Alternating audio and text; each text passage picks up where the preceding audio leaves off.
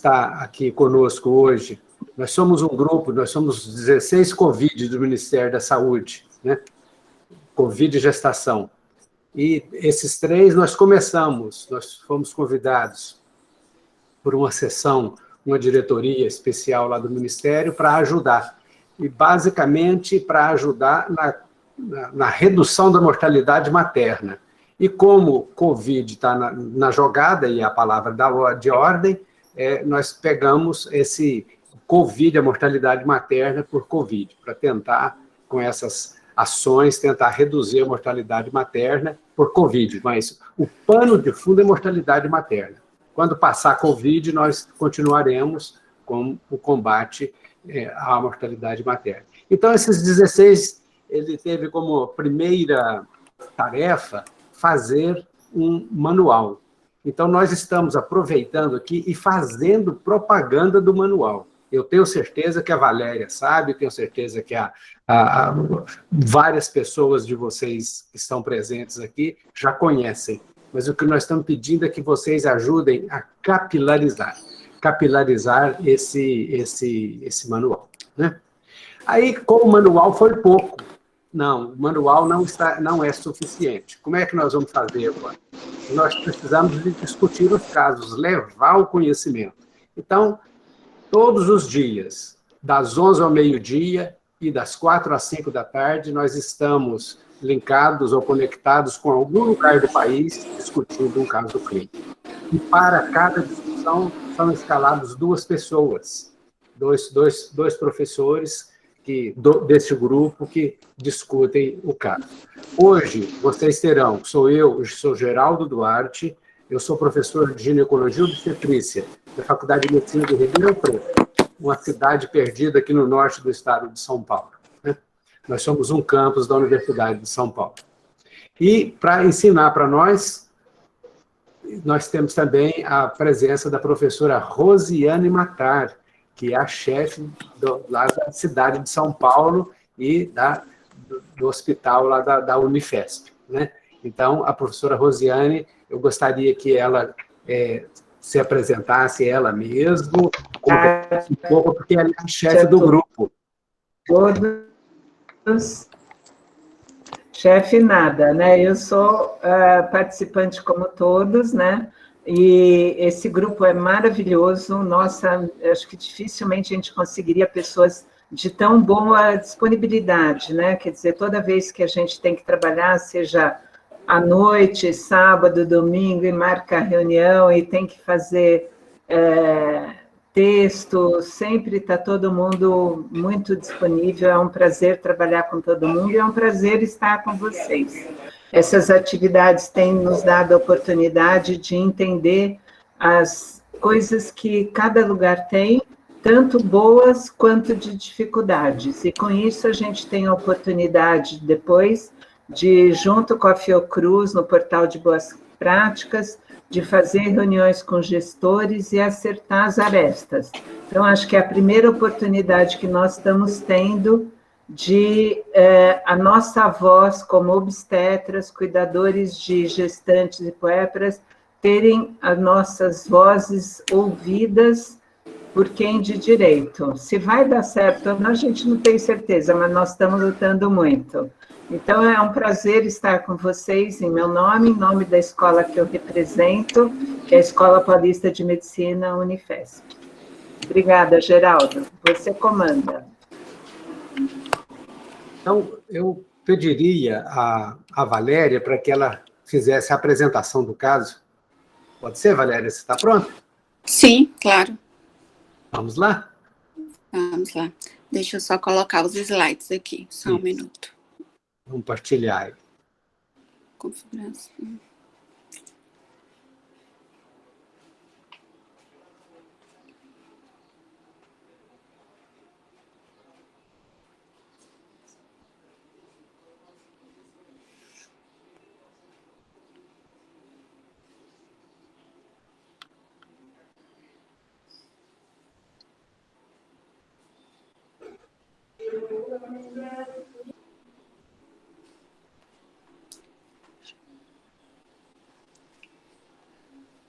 Tá aparecendo aí a tela? Parece, você não consegue colocar ele como PowerPoint? É isso que eu tô tentando ver se eu consigo aqui. Peraí. Não tá indo. A Karen poderia fazer essa apresentação para nós. Você pode fazer, Karen? Eu não consigo passar, porque senão eu não consigo dar permissão Não, para as pessoas entrarem durante a apresentação. Eu entendi. Peraí. Valéria, Peraí que eu tô... Oi. Você vai tentar mais uma vez? Tô tentando aqui, configuração. Se não der certo, eu faço a projeção e você apresenta. Eu vou passando os slides para você, viu? Resolução.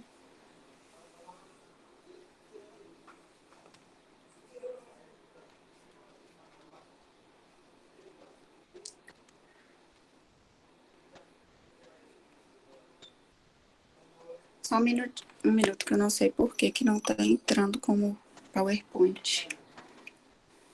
Ajuda, informa. Ele está apresentando só o seu celular. E, Valéria, mas eu faço a apresentação aqui para você e você vai falando. Tá? Tudo bem. Pode Vamos ser? tentar aqui? Não. Vamos. Então tá.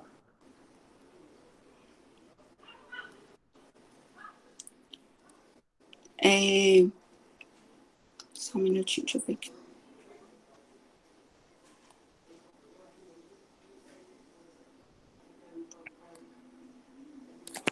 Já está na tela, você está vendo? Já tá. Sim, sim. Então agora só você falar próximo, eu vou passando para você, viu? Certo.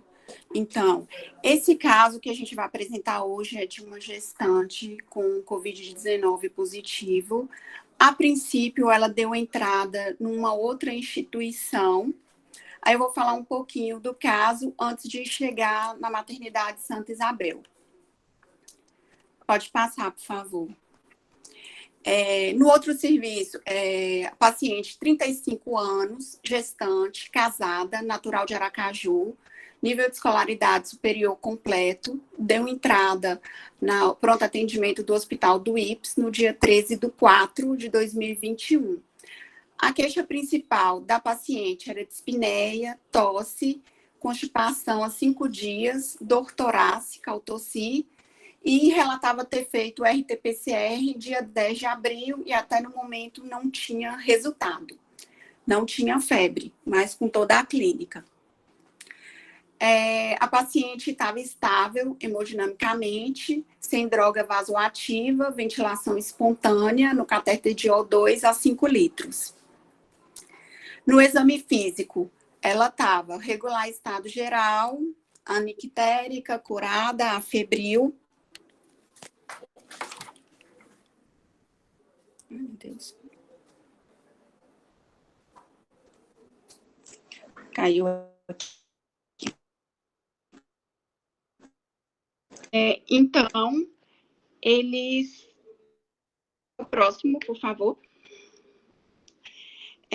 Fez uma tomografia de tórax no dia 13, que constatou uma opacidade com atenuação em vidro fosco bilateral multifocal, que tinha distribuições predominantemente periférica, e notava articulações e focos de consolidação de permeio. Os laboratórios foram realizados, só notou mais uma hemoglobina de 9,8, né, uma anemia e um leuco levemente aumentado e plaqueta normal. Pode passar a próxima, por favor.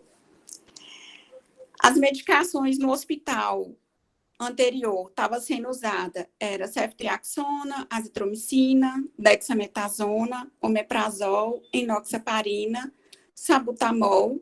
Foi fechado o diagnóstico de uma pneumonia viral associada ao COVID, que até então não teria o resultado. E a conduta, essa paciente, ela foi internada e encaminhada para a enfermaria. E nessa outra instituição não tinha serviço de obstetrícia. Aí eles solicitaram à maternidade uma avaliação da obstetrícia. A gente aceitou a paciente na maternidade Santa Isabel. Ela deu entrada no dia 14 no plantão noturno. Eu posso passar um slide? Pode. Estava com 30 semanas e 4 dias pela data da última menstruação. quando deu entrada na maternidade de Santa Isabel, do dia 14. Essa paciente apresentava um quadro de dispneia progressiva, tosse, desconforto respiratório e já estava com o resultado do teste do COVID positivo.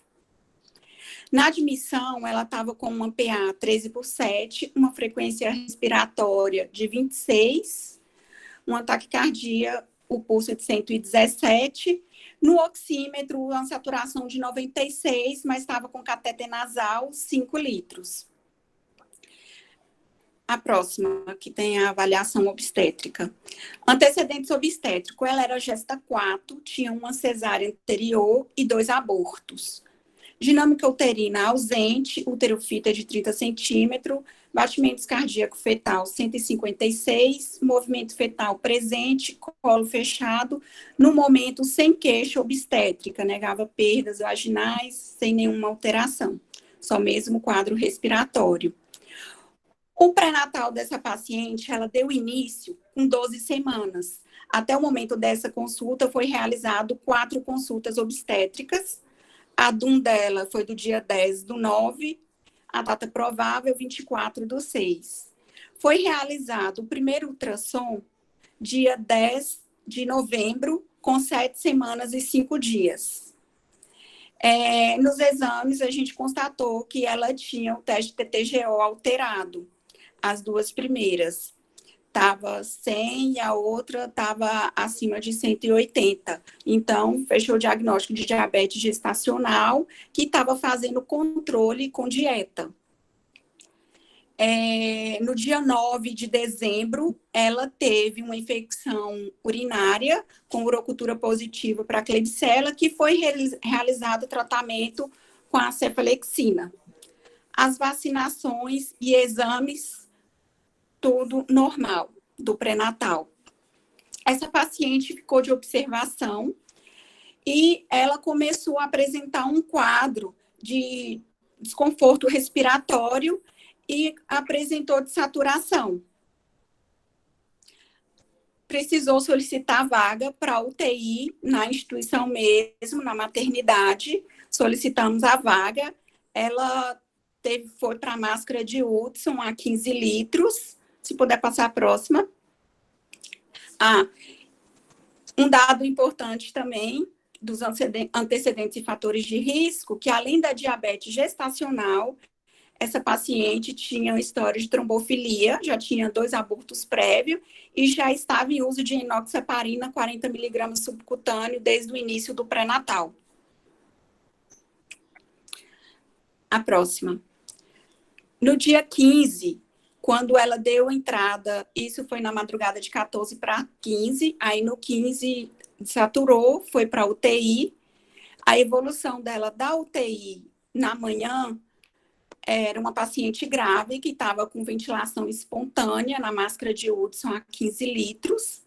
Ela estava ansiosa, inquieta, estava com uma saturação limítrofe e estava sem aceitar satisfatoriamente as medidas de promoção da ventilação não invasiva. Já estava, desde o momento, com um alto risco de uma intubação orotraqueal. A gasometria dela estava com um pH de 7,4, um PCO2 de 21, bicarbonato 18 e saturando 95. No exame físico, ela tinha uma PA de 12/7, frequência cardíaca de 96, o aparelho respiratório, murmúrio vesicular bem distribuído, aparelho cardíaco estava normofonético, em 2 tempos sem sopros, o abdômen indolor à palpação, globoso as forças do útero gravídico, sem dinâmica uterina, tônus fisiológico, batimentos cardíaco fetal estava 140, uterofita 30 centímetros, no toque vaginal não foi realizado. Quando ela deu entrada, estava fechado. Realizou ultrassom com Doppler normal, perfil biofísico normal, vitalidade fetal preservada. No período da tarde, na UTI, ela teve um quadro de piora. Aí tentou a VNI, lateralizou a paciente, mas começou a desaturar e não teve muito êxito com a ventilação não invasiva. Então, a colega optou pela intubação orotraqueal. Próximo, por favor. Aí, no dia 16, essa paciente foi intubada. Já uma paciente que evoluiu com quadro grave na ventilação mecânica, com ventilação de volume controlada, uma fração de oxigênio 85%. Ela estava sedada com dormonide, 35 ml hora, fentanil, 35 ml hora, uma sedação usual padrão na UTI. E ela começou a apresentar um quadro que ela não estava acoplando ao respirador. Então, teve que entrar com um rocurônio para ela, um relaxante muscular, que entrou com um atracônio, 20 ml horas. Ela estava hemodinamicamente instável, começou a fazer uso de Nora, 15 ml hora, apresentou quadro de oligúria, foi realizado também acesso venoso central, e o exame físico, a PA mantinha 12/8, uma frequência cardíaca de 106, e a evolução obstétrica, no momento, após a intubação, estava mantendo preservada, tanto o Doppler, perfil, frequência cardíaca do bebê, e no dia 16, precisou inserir insulina NPH para a paciente, por causa da glicemia que começou a alterar, já não estava mais sendo controlada como antes. Próximo, por favor. Essa paciente, ela deu entrada lá dia 14, foram vários dias de internação, aí eu tentei pontuar os dias que teve algumas mudanças no quadro clínico dela, que foi o dia 14, que foi para uma avaliação, ela acabou desaturando, teve que ir para a UTI, no dia 16 ela evoluiu para o tubo, e a evolução, mais ou menos do dia 17 ao dia 21, depois que ela já estava entubada, ela mantém um quadro clínico hemodinamicamente estável, mas às custas de droga vasoativa, estava com noradrenalina 7 ml hora. Aí ela começou a apresentar também uma diminuição da função renal. E o estado geral estava irregular, estado geral, acianótica, nictérica, não estava apresentando febre também. E a parte obstétrica estava mantendo padrão de boa vitalidade fetal. Estava sendo acompanhado. No dia 22, pode passar, por favor, mais um slide. Aí, no dia 22, essa paciente, ela apresentou uma grave piora. Ela começou a desaturar, e ela era uma paciente que estava sedada, no RAS -5, teve que entrar com atracúrio, 40 ml hora, fentanil, teve que aumentar as doses, com dobutamina, 10 ml hora. Ela mantinha confortável na ventilação mecânica, estava hemodinamicamente estável, e estava tentando fazer o desmame da droga vasoativa. No período da tarde, essa paciente apresentou quadro de saturação, fez uma gasometria e teve uma piora na gasometria dela, a relação ventilação dela estava abaixo de 150, aí foi indicado a pronação da paciente. Essa paciente foi pronada, seguimos todos aqueles protocolos que tem de como pronar a gestante na UTI, né? Com os coxinhos, protegendo a barriga. E ainda assim foi pronada essa paciente, não teve um quadro de melhora de boa resposta. A paciente foi se agravando e os colegas da UTI discutiram o caso com a obstetrícia e resolveu indicar a cesárea por vitalidade fetal. Porque no momento o ultrassom continuava Doppler bom, perfil biofísico, frequência cardíaca, vitalidade fetal preservada. Mas o quadro da mãe começou a agravar. Então, foi indicado por via alta, por cesariana, devido à vitalidade fetal. Então, discutimos o caso com os colegas da sala de parto. A UTI fica no primeiro piso, a sala de parto fica no térreo. E essa paciente, a gente preparou todo o centro cirúrgico para receber essa paciente, para realizar o parto dela. Mas não estava conseguindo estabilizar a paciente para descer para realizar a cesariana. No primeiro momento, quando foi retirar a paciente do leito para fazer o transporte, ela apresentou uma saturação, estava em 85%, chegou até a 55%. Aí ela desestabilizou muito. Aí voltou novamente para o leito, tentou estabilizar essa paciente e não estava conseguindo o transporte.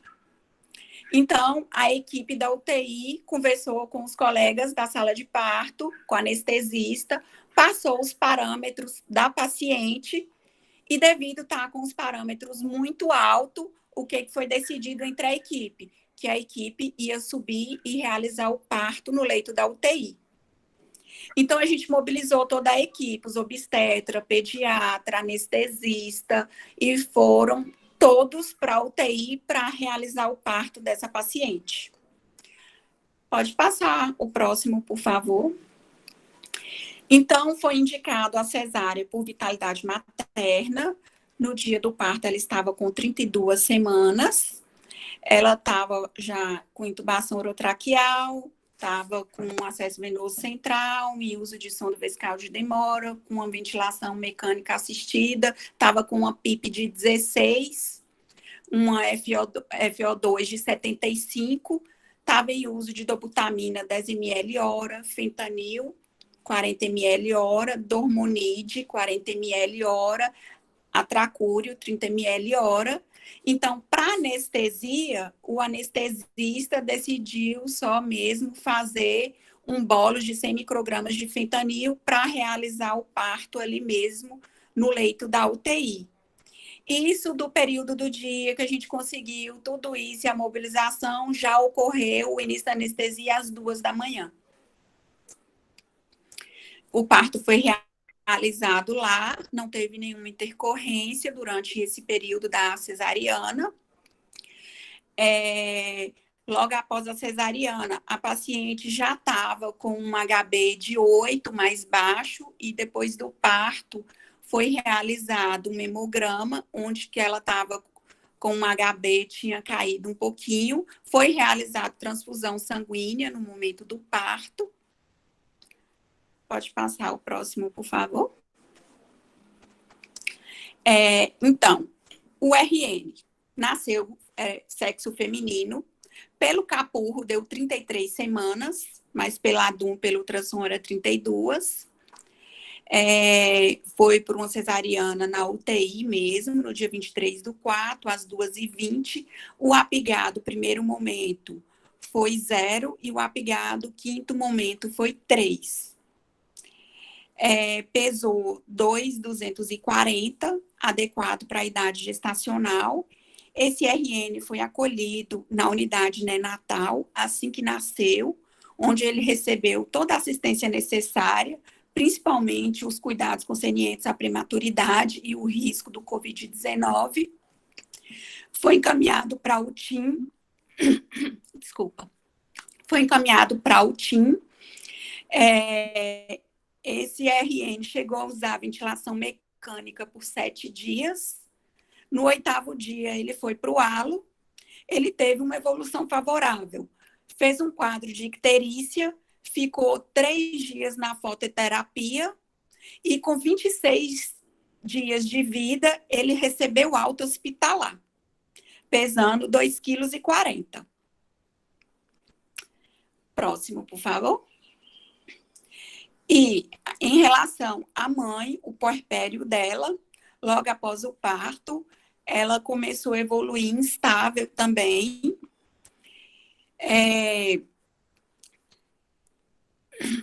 Ela começou a evoluir instável, mas o puerpério, a ferida operatória, estava limpa, seca, sem sangramento, locus fisiológico, foi realizado transfusão.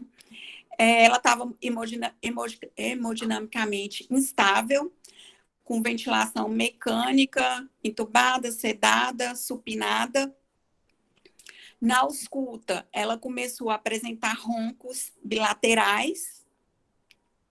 No laboratório, ela começou a apresentar alcalose metabólica compensada e a anemia que ela foi transfundida. A próxima, por favor. No dia 25, essa paciente, no período da tarde, ela apresentou uma parada cardiorrespiratória em assistolia de forma súbita. Foi realizada a ressuscitação cardiopulmonar, realizado 29 ampolas de adrenalina, uma ampola de atropina. O tempo médio que tentaram investir na ressuscitação foi de 1h40, e, infelizmente, essa paciente foi constatado o óbito. Aqui foi um erro de digitação, é 25/4/2021, às 15h20. Essa paciente já não apresentava mais estímulos elétricos e sem presença de reflexo neurológico. A causa do óbito, na declaração do óbito, foi colocado insuficiência respiratória devido ao coronavírus, e em outros colocou complicação pós-parto. Foi discutido a causa do óbito dessa paciente no hospital. Essa paciente, ela tinha já uma história de trombofilia, mesmo fazendo uso de Clexane desde o início. Na discussão do óbito materno, chegaram a uma conclusão que a causa dela foi uma embolia pulmonar.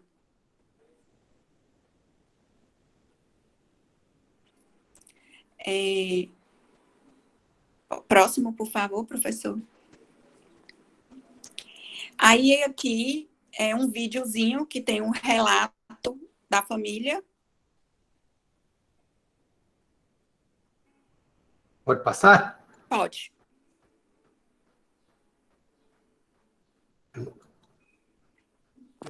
Ele não quer passar, Valéria.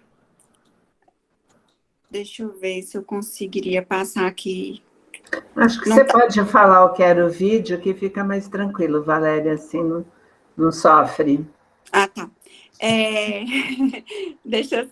Às vezes, de repente, nesse daqui, na transmissão, que não estava indo, de repente passa, mas era assim. Esse é o esposo da paciente, ele está dando um depoimento em agradecimento à instituição por todos os cuidados prestados à paciente e à recém-nascida.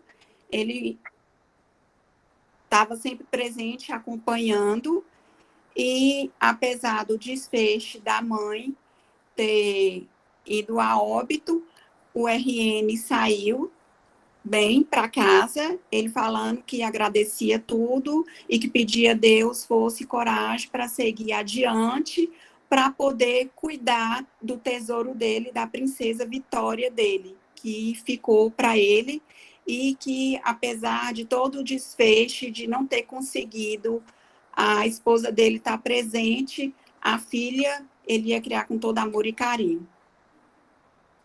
Eu tive a oportunidade de ver o vídeo, realmente um vídeo emocionante. Assim, de um enfrentamento, a capacidade dele de enfrentar a situação da perda, amparado pela esperança da nova vida, né? Então, achei muito adequado. Entretanto, nós temos que ficar de luto nós, né? Sem dúvida. Porque, na verdade, eu acho que, como você diz, né, Geraldo, primeiro, grávidas não deviam ter Covid, não deviam sair de casa, né? Deviam usar máscara e não terem contato com ninguém, né? Então, começa o erro na hora que nós, obstetras, deixamos de falar todos os dias, todos os minutos, que pode acontecer isso que aconteceu com essa paciente, ficar uma criança órfã, uma família totalmente desconstruída, né? Uma criança que não vai conhecer a mãe, que não vai ter apoio, né? Então, assim, há uma falha que começa nessa pessoa ter o COVID. Qual era o IMC dessa paciente, Valéria? Ela não era obesa, não, era dentro dos limites da normalidade mesmo. Ela era uma paciente, devia ter... E qual era a trombofilia? O peso dela, salvo engano, era 64. É porque, assim, um pouco ela precisou tomar insulina, porque ela estava com corticoide, isso aumenta o risco da hiperglicemia, né? Mas é uma paciente que primigesta, na verdade, a gente... Não. Ela era a quarta gestação, tinha 2 abortos consecutivos. Essa trombofilia dela foi investigação antes da gestação. E qual trombofilia que era, Valéria?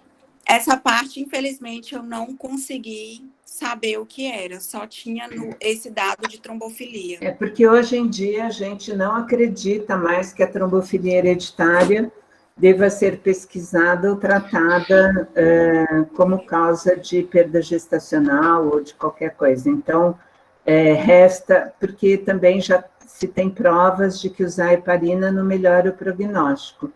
Então, eu dei aula dizendo que era importante investigar fator 5, mutação de protrombina, deficiência de proteína S, proteína C, até a hiperhomocisteínemia. Isso caiu por terra, até porque se você usa heparina, não melhora em nada o prognóstico. Então, se fosse síndrome de anticorpo antifosfolípide, que é a trombofilia adquirida, aí ela deveria estar sendo tratada com aspirina e heparina, que é quando tem anticorpo anticardiolipina IgG e IgM acima de 40 unidades, ou lúpus anticoagulante mostrando uma prova intrínseca de coagulação com tempo maior, ou quando tem a anticorpo anti-beta-2 glicoproteína 1. Então, assim, embora a gente não saiba qual é a trombofilia, acho que isso nem ajudou nem atrapalhou, mas, na verdade, hoje o conceito de trombofilia é que a gente, na trombofilia hereditária ou mista, né, porque aquela metileno tetraidrofolato redutase não é nem para falar mais disso, né, já caiu por terra faz tempo, a mutação da cistationina beta-sintase também. Mas eu acho que nem atrapalhou nem adiantou, realmente, assim, o fato de usar heparina, a gente vê que só tem importância quando já está na fase inflamatória, que mesmo ela estando tomando, isso não ajudou nada, né? Acho que... Sim, porque desde o início do pré-natal ela já estava com a inoxaparina, só que assim, não tive acesso a esses exames anteriores. Esse dado foi um dado que eu peguei do cartão pré-natal e que passou durante a assistência. Mas, assim, os exames, essa investigação, eu não... Então, eu acho que hoje o que eu ensino é que a gente não deve ter medo, né, nem receio de quando a paciente chega tomando heparina e a gente vê que foi indicado por uma trombofilia hereditária de simplesmente parar o uso da heparina, né? Não tem nada a ver com o COVID, mas, assim, a gente tem que começar a desmistificar o uso alargado de heparina, que apareceu na década passada, quer dizer, é engraçado como as pessoas têm medo de prescrever ou de usar insulina e não tem medo de usar heparina. É para ter medo de usar heparina, e hoje a gente tem que realmente diminuir seu uso. Mas é isso, só um adendo. Gê, fica à vontade. Seu microfone, lógico, está fechado. Armadilha de sempre. De sempre, toda semana. Toda semana esquece. E a idade vai aumentando e a gente vai esquecendo mais ainda. Eu gostaria de abrir para a Suê. Eu não sei se a Suê viu todo o caso, se ela tem alguma opinião, ou simplesmente para se apresentar. A professora Suê também faz parte do grupo. Um prazer enorme ter a sua presença, Suê. Professor, obrigada. Eu quis aqui assistir Dr. Geraldo e professora Rosiane, professor Geraldo e professora Rosiane.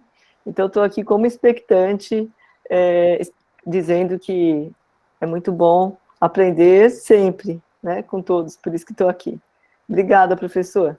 Que é isso. Prazer para nós. Bom, eu gostaria de retomar, antes da gente discutir o caso como um todo, deixa eu ver aqui se tem alguma mãozinha levantada, não tem ninguém, então eu vou fazer alguns comentários. Eu queria insistir um pouco na bola que a professora Rosiane levantou, que é o nosso papel no pré-natal.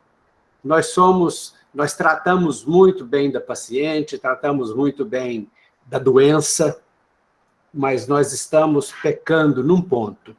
Nós estamos pecando na assistência de buscar essa paciente, a gestante, para refletir sobre a noção da vulnerabilidade.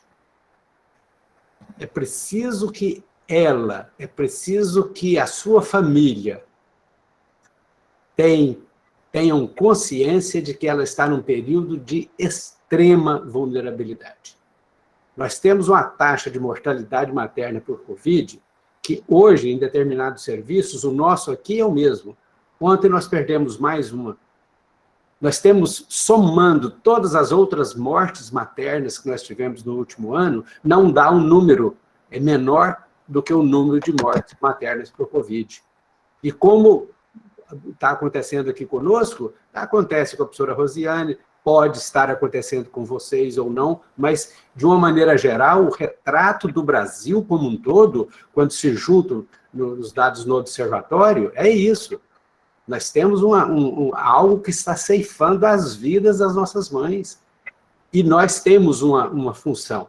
Se nós vamos ter êxito, é algo que só o futuro dirá. Mas eu acho que nós temos que cumprir a nossa função. Nós temos que ser mais assertivos no nosso pré-natal. Olha, não saia de casa, tenha cuidado, visita, não receba e não vá visitar. Grávida não é para receber visita, nem sair para visitar ninguém.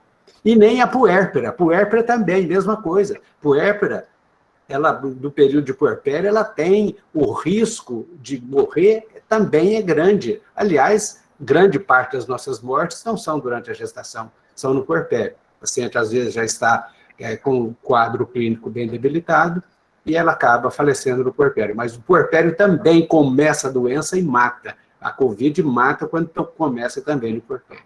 Então, gente, é um pedido encarecido de que a gente oriente as nossas grávidas olhando no olho dela, brilhando, dizendo, você está em risco. Se puder trazer o parceiro, o marido, ou quem esteja junto, algum parente, contar para o parente. Né? Porque não é só ela, a grávida, isso eu falo por causa de outras infecções. Eu trabalho mais com infecção, minhas linhas de pesquisa. Então, é o que eu ensino e digo sempre. A grávida, se nós quisermos sucesso, aproximarmos mais do sucesso do que do insucesso, a grávida não pode ficar grávida sozinha. Ela não fica grávida sozinha. Mas a partir do momento que engravida, é um processo solitário. O espaço é dela, o parceiro precisa participar, a família precisa participar, a família precisa engravidar. E quisera que a comunidade engravidasse também, aquelas pessoas em torno dela, do seu relacionamento. Se nós não engravidarmos a comunidade, nós não vamos dar conta. A vacina está liberada agora, nós tivemos a notícia hoje à tarde, liberada no estado de São Paulo, mas encontra muito mata-burro, encontra muita dificuldade por esse Brasil afora. Seria uma saída, é uma saída que nós batemos muito nessa tecla, né, que a saída é a vacina, porque as medidas sanitárias nós falhamos, né? Falar em aglomeração, nós falhamos. Falar na higienização das mãos, nós falhamos. Falar no uso da máscara, nós falhamos. Então, nós precisamos de outras medidas. Né? E está sob parte dessa responsabilidade está sobre o nosso controle de tentar. Se vai ter sucesso é outra história, mas nós precisamos tentar. Rosiane, por favor. Então, uma das perguntas que foi colocada no chat é assim: professor, gostaria que comentasse sobre a vacina em gestantes sem comorbidades, que foi suspensa pelo Ministério da Saúde, que é medida importante no pré-natal. Na verdade, o que a gente queria dizer é que ela não foi suspensa no Ministério, né? Ela, na nota técnica do Ministério, suspendeu a AstraZeneca, mas por causa daquele evento que aconteceu com uma paciente grávida, que nem... e que era, por acaso, ela estava grávida, mas o problema é que as com comorbidade ficaram de serem vacinadas na fase 1, e como o cobertor é curto, quer dizer, não tem vacina para todo mundo, né? As gestantes sem comorbidade tomariam a vacina na fase 2. Isso está diferente de estado para estado e de cidade para cidade. Então, aqui no estado de São Paulo, provavelmente, né, saiu hoje uma comunicação que as gestantes sem comorbidade começarão a ser vacinadas na segunda-feira. Até uma pessoa do Rio Grande do Norte me escreveu pedindo se a gente tinha algum documento que liberasse a vacina, porque parece que no Rio Grande do Norte a paciente chega lá e ela, porque está grávida, mesmo tendo a vacina, eles dizem que não vão dar, porque acham que a sem comorbidade não está indicado, não é recomendável a vacina. A gente está brigando, tentando muito mudar esse texto que saiu de uma forma não muito boa da Febrasgo, AMB, etc., né? Mas eu acho que a vacina não está impedida de ser realizada. Ela está, assim, quando tiver vacina é para dar, né? E aí veio essa nota que recomenda que a suspensão da AstraZeneca, mas não das outras, tá? Tem uma outra pergunta, Geraldo, que acho que você poderia, talvez, comentar, né? Que é... E, assim, segunda-feira vai ter outra reunião da MB com a Febrasgo e a PNI. Nós estamos lutando para mudar o texto do não recomenda. Nessa gestante, estaria indicada uma heparinização plena? Isso teria evitado a morte? O que poderia ter sido realizado de diferente? Essa morte materna é considerada evitável? Aqui a pergunta da Luísa Menezes, né? E eu tenho certeza de que ela tem muitas dúvidas, são as nossas dúvidas, né? Sabia, na evolução do caso aqui, tem uma série de detalhes que eu gostaria de conversar com a Valéria, e uma delas é a heparinização plena. Acontece que, quando nós passamos as pacientes para o CTI, se o arranjo não é muito refinado entre as duas equipes, quem toma conta da prescrição são os intensivistas, né? E os intensivistas têm os seus protocolos, de que está sempre na expectativa de vai ser preciso interromper a gestação, vou fazer parinização plena, não vou fazer parinização plena. Era uma pergunta que eu teria para fazer para a Valéria, se foi pensado, né, uma dosagem maior de heparina para essa paciente, sem dúvidas. Agora, se isso mudaria o prognóstico, eu realmente não sei. Quem poderia nos ajudar muito, Luísa, seria o diagnóstico anatomopatológico, se eu tivesse condições de fazer a necrópsia dessa paciente, né? Que aí eu teria visto a causa da morte e aí, retrospectivamente, eu poderia responder a pergunta da professora Luísa. Do contrário, Luísa, todas essas perguntas suas, elas ficarão sem resposta. Eu não sei responder nenhuma delas, porque por impossibilidade, realmente por impossibilidade. A COVID, quando tem essas alterações, quando apresentam essas alterações, você pode tratar do jeito que for, que nós não conseguimos, com as medicações que nós temos, nós não conseguimos mudar o rumo. Está certo que você, com a apresentação da Valéria, eu já criei uma outra dificuldade. Por exemplo, as tentativas de tirar essa paciente do CTI para poder descer para fazer a cesárea, né? Não de criar a condição de fazer a cesárea logo de cara no CTI, que é um aprendizado. Eu coloquei aqui um dos aprendizados que nós vamos deixar com vocês. É de treinar uma equipe, deixar alguém na equipe, todo dia, se tiver uma paciente no CTI, de deixar preparado o material para, se tiver a cesárea, não fazer isso. A pior medida, a pior opção é você tirar a paciente do CTI, tirar ela desse ambiente, né? Então, você vê que, tanto que voltou, tentou, voltou.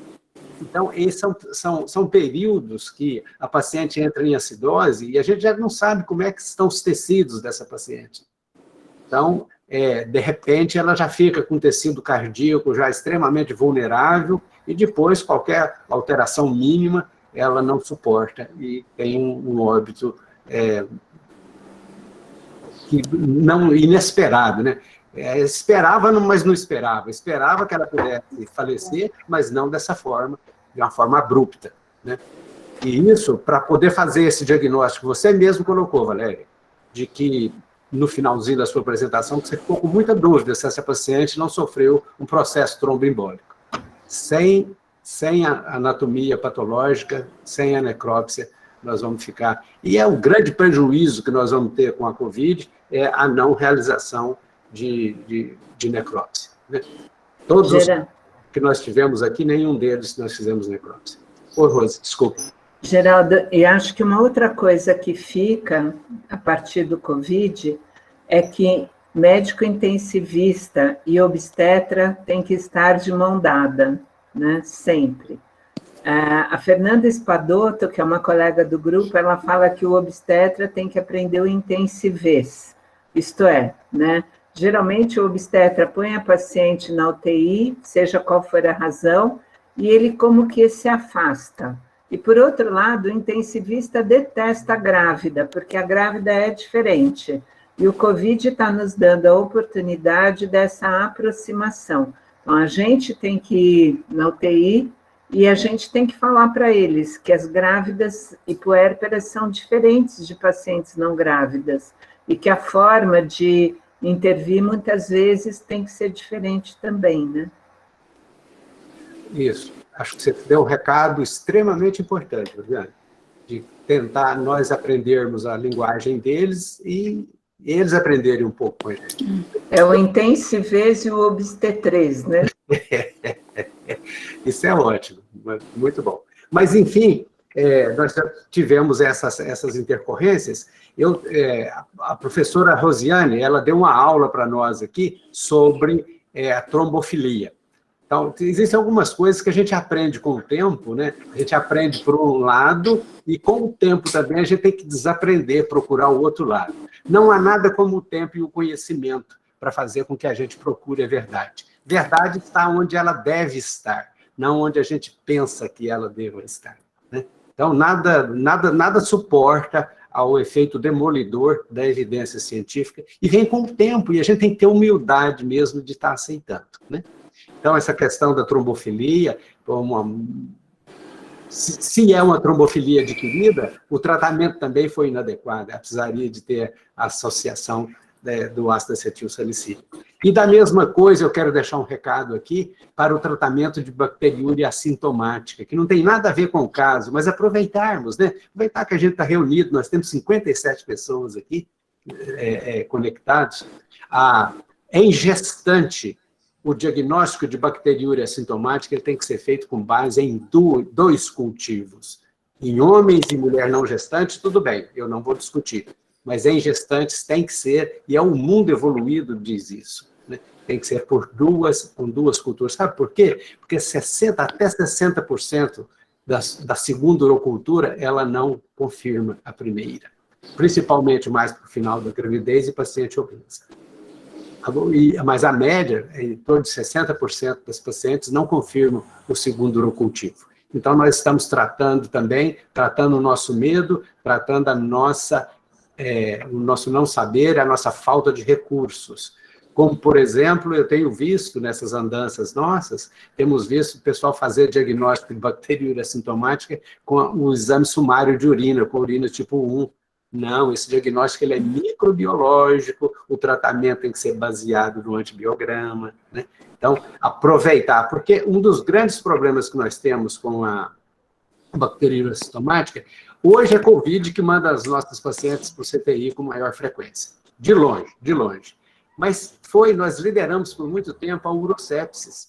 Nós coordenamos, assim como vocês aí, que atendem um grande número de comunidades, né? Um grande número de pessoas, nós também, aqui em Ribeirão Preto, nós atendemos 5 milhões de pessoas, 5 milhões e 700 mil pessoas. Então, a complicação da infecção de trato urinário acaba tudo aqui. Então, o que a gente vê, tratamentos mal indicados e acabam levando a paciente para o CTI. Porque ela é um modelo muito parecido com o Covid, né? O que nós temos de reação inflamatória, claro que menor do que da Covid, mas a reação inflamatória inibindo o centro respiratório é o mesmo, são os mesmos, as quimiocitocinas são as mesmas, os mediadores inflamatórios são os mesmos, né? Então, chamar a atenção para isso. Essa paciente, pelo jeito que ela chegou, tão acometida, com estado de saúde já tão comprometido, né, a gente pode achar também que ela demorou um pouco, né, para ela chegar lá naquele primeiro serviço, lá naquele primeiro serviço que encaminhou para vocês, já encaminhou para vocês. Quando chegou para vocês, chegou no estágio avançado de comprometimento do estado de saúde. E eu quero chamar a atenção para um outro detalhe que nós devemos mudar o braço da viola. Né? O quê? Mudar como? Antigamente se falava, fica em casa. Para a gestante, ela vai ficar em casa se ela tiver controle. Se eu tiver condições de fazer o teleatendimento para ela. Se ela tem um celular, se ela tem alguma forma de dizer para nós e dar notícia para nós todos os dias. Porque a grávida, ela cai mais rápido. Ela cai com uma velocidade diferente da pessoa não grávida. Então, é preciso, se vai ficar em casa, é preciso que a gente faça o teleatendimento. Esse caso não é para vocês ele já chegou, vocês já chegaram, já estão aqui no terciário. Mas o que eu quero é capilarizar isso com todos que eventualmente estão presentes aqui, conectados, que têm alguma conexão com o Serviço Básico de Saúde. O controle de mandar paciente para casa está diretamente ligado na qualidade do atendimento primário, atendimento de atenção básica. Se o atendimento de atenção básica não é suficiente, você precisa muito do teleatendimento. E os serviços terciários, eles não têm esse teleatendimento para atender a população como um todo. Não estão preparados, nós não estamos preparados para isso. Então, a dica que eu deixo, se for para ficar em casa, que ela fique em casa, mas sob controle. Eu tenho que pegar a notícia dela diariamente, principalmente se for uma paciente de risco. Essa paciente, com todas as dificuldades, ela era diabética, tinha essa trombofilia que não está caracterizada, que tipo de trombofilia que é, mas então é uma paciente de risco, então essa paciente precisaria estar sendo avaliada diariamente desde o primeiro sintoma. Então, a gente ensinar isso para a população, né? Ensinar isso para quem está na rede básica, os nossos pacientes vão se beneficiar. Fala, Rô. Bom, acho que você tem razão, acho que a paciente chegou já no momento que tinha um quadro mais grave, né, e ela foi engravescendo dia a dia. Acho que a decisão de fazer tudo, pronar a paciente antes de resolver é sempre importante, porque quando a gente resolve o caso, diferente de outras situações onde tirar aquele volume uterino melhora a capacidade respiratória, no caso do COVID, quando você é obrigado a resolver o caso, ou quando a paciente entra em trabalho de parto, o que se vê que é uma piora do quadro do COVID, né? Então, isso deu para perceber aí, quer dizer, a gente não tem certeza se ela teve um quadro tromboembólico, se ela teve um quadro de piora do quadro inflamatório que determinou mesmo a morte, mas com certeza a resolução da gravidez foi um fator que contribuiu para agravar ainda mais o quadro dela, né? E quando eu brigo pelas vacinas, que alguém escreveu aqui que a nota do Ministério colocou mesmo que não recomenda, né? A gente está brigando por esse não recomenda que é para sair, porque mesmo quem está no Ministério não acha que não recomenda, né? acha que sim, deveria ficar na fase 2. Então, nós estamos tentando alterar isso mesmo, né? E eu ia falar o quê?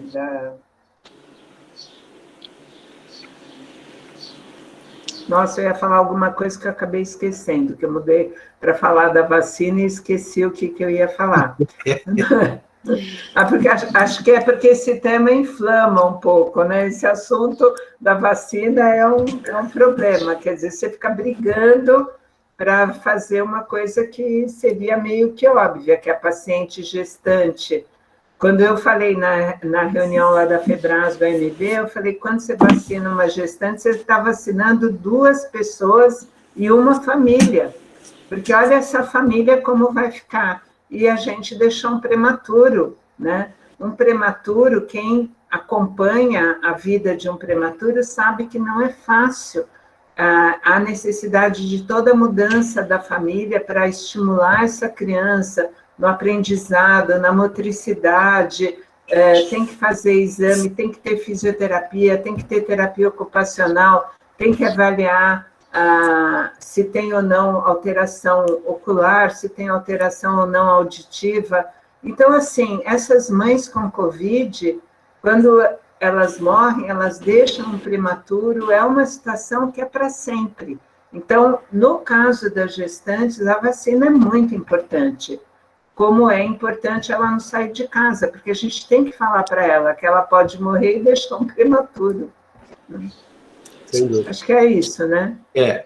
Eu queria convidar todos que estão conectados para dar uma olhadinha no chat. A Karen, ela nos ajuda, é quem nos ajuda, articula todos os casos clínicos, articula quem é que vai fazer a discussão, os horários, né? Então, a Karen nos ajuda, nos dá uma ajuda fabulosa. E ela, em toda reunião, ela coloca aqui todos os links de documentos e de possibilidades que a gente tem de aprendizado, de uma forma mais fácil, né? Então, ela coloca ali para a gente o acesso direto para o manual, ela coloca para o vídeo de Pronar, para ensinar Pronar, ela coloca aqui até a lista de presença, a discussão de todos os casos clínicos, se vocês quiserem ver todos os casos clínicos que são 10 por semana, né? Imaginou uma biblioteca com 10 casos clínicos por semana, para a gente ver como é que foi discutido, o que acertou, o que faltou, qual a dificuldade que tem no norte, qual a dificuldade que tem no sul, para a gente poder... Então, é muito bom. Então, isso está no chat, então vocês podem ter acesso a isso, né? Mas eu quero voltar ao assunto da vacina. É um assunto... Ele nunca fica velho, né, Rosiane? Ele sempre inflama mesmo. Sabe por quê? Cá para nós, fechado aqui, só nós estamos ouvindo. Aquela morte que ocorreu, Deus vai mostrar para nós por que ela ocorreu. Mas estava tudo encaminhado para sair certinho, nós tínhamos conseguido, feito N mais uma reuniões, né, documentos, tínhamos organizado cursos e etc, etc. Veio essa morte. Veio essa morte e o reflexo dela, tudo que está colocado aqui, ele veio com um sapato grande, deu uma patada mesmo na gente. E veio junto aquele negócio, aquele ranço da não vacina, né? Então, foi preciso a professora Rosiane e todos os locais onde nós participamos de reuniões, de combater de novo aquele atavismo da não vacina. Então, nós estamos tentando reconstruir para a vacina. Nós temos vacinas ótimas. Temos a vacina, a vacina com vírus mortos. Qual a conta de H1N1, a vacina de vírus mortos? A vacina da Pfizer. Então, não precisava... Tá bom, uma teve um óbito, tá certo. Deus sabe por que fez isso. Vamos atender. Não vamos utilizar a AstraZeneca por enquanto, até que se organize tudo. Mas nós temos outras vacinas, mas não suspende tudo. O estado de São Paulo, felizmente, parece que acordou, né? Existem, eu sei de alguns... Recife também está fazendo, Pernambuco também está fazendo vacina. Ótimo. E eu tenho algumas cidades em Minas Gerais, a minha cidade, inclusive, não parou de fazer em grávidas. Não parou de fazer. Por quê? Porque isso depende da política local. Ele que faz essa política, né? Política local. Mas isso fica em algumas localidades isoladas. Teria que ser uma política mesmo, uma política de quem manda, a política lá de cima. Mas vocês podem ter certeza que esse grupo, muito coeso, são 16 lutadores em prol da vacina. Né? Escreve documento, escreve aquilo, escreve carta, manda carta para deputado, manda carta para prefeito, porque, na realidade, nós estamos todos juntos com um objetivo muito próximo. Nós sentimos a morte muito próxima da gente, na nossa prática diária. Mas quem resolve está um pouco distante. Então, é preciso que a gente procure as formas, cada um estado, cada município tem o seu jeito de fazer com que o seu político seja sensibilizado para trabalhar macroscopicamente nessa questão da vacina. Aos poucos a gente está indo. Progresso nunca vem de passo largo, progresso vem sempre com passo curto. E é isso que nós estamos experimentando mais uma vez. Eu sou da época que a gente lutava, e eu lutei muito, para ter, vejam vocês, Maria Luísa é testemunha disso. Foi aqui em Ribeirão Preto que começou o movimento de fazer sorologia para HIV em grávidas. E olha que eu fui muito combatido, porque não era para fazer. Olha que coisa maravilhosa é o conhecimento e o tempo. Né? Hoje, se você não fizer, está fora, má prática, fora. Mas gastou um tempo. A vacina também pode gastar um tempo. Né? A gente vai ter que ter paciência. Nós podemos ter paciência, resiliência de não desanimarmos. Mas eu fico pensando, pegando o gancho da professora Rosiane, né? É a perda da mãe. Gente, não vou falar de amor, perda de pai, mãe, filho, avô, tudo tem a sua importância. Mas na dinâmica familiar, a perda da mãe desestrutura.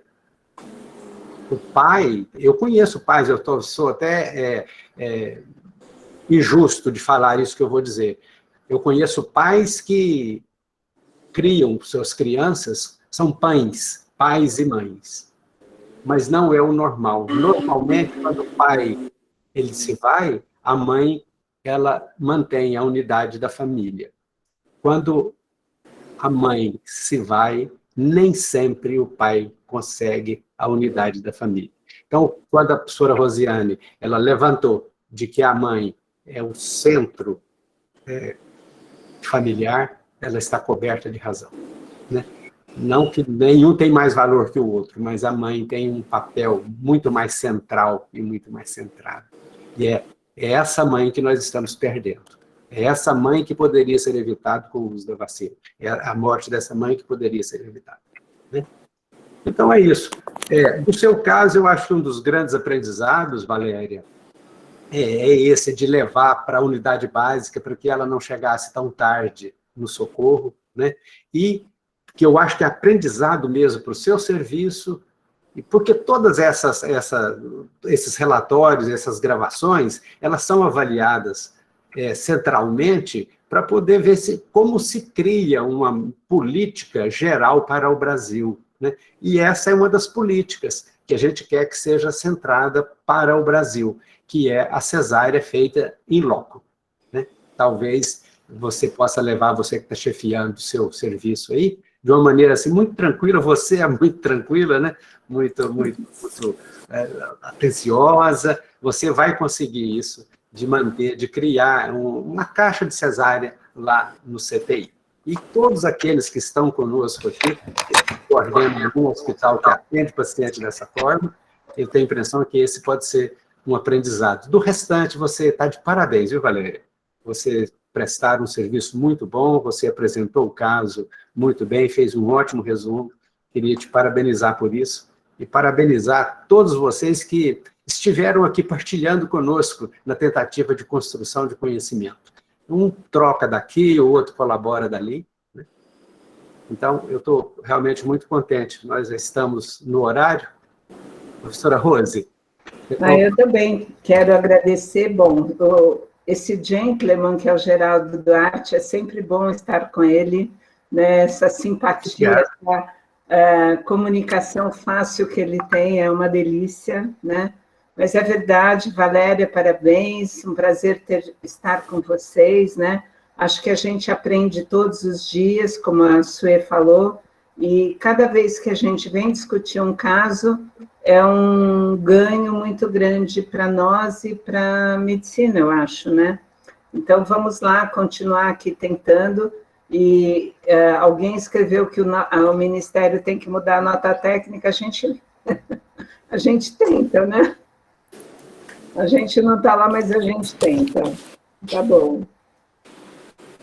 Só passando rápido aqui nas últimas perguntas, além da AstraZeneca, que tem alguma outra vacina Covid que a gestante não pode tomar, que esteja aqui no Brasil, não. Nós temos outras vacinas, mas que não estão comercializadas aqui no Brasil, que tem o mesmo princípio que é do vetor viral, né? Essa foi a Cristiane Oliveira. A Simone Holanda, aqui em Vicência, boa notícia, em Vicência, no Pernambuco, eles estão vacinando, parabéns. Parabéns à equipe de Santa Isabel, que bom. Ainda bem que a Pfizer está chegando, né, Priscila? Muito bom, excelente. Eu quero agradecer muito a presença da professora Sue, que veio aqui nos prestigiar, nos dar essa força, e dar um abraço especial na professora Luísa Menezes. A professora Luísa é colega nossa do Pernambuco, professora da Universidade do Pernambuco.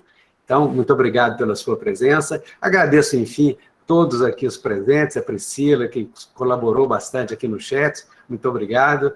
Um abraço para vocês, um bom final de semana, muito obrigado mesmo, que Deus tome conta de todos nós. E vacina nas nossas grávidas, né? Vacina no braço das nossas grávidas. Um beijo para vocês. Muito obrigado. Um beijo a todos, um bom fim de semana. Beijo, tchau. Obrigado.